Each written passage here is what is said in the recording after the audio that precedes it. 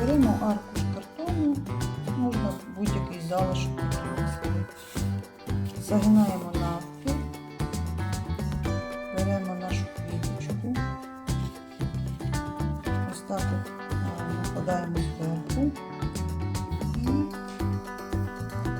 обводимо олівцем десь на 5 мм, трошки більше, ніж сама квіточка.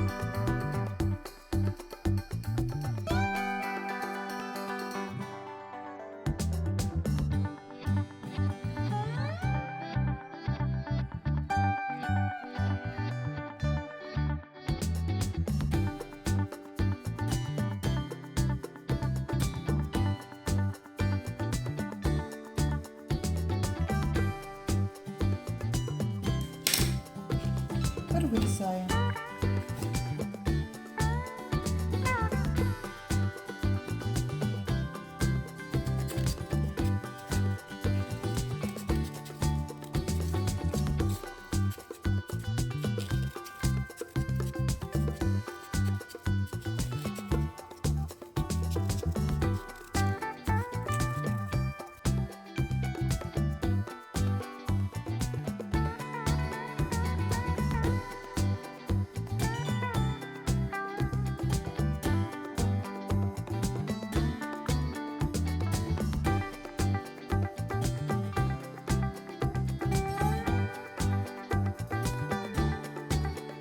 Намазуємо клеєм всю поверхню ось так ось по контуру.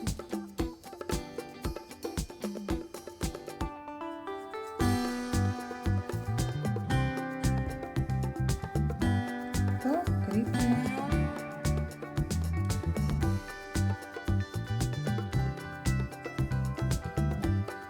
Чекаємо, поки воно засохне. І маємо ось таку листівку. Всередині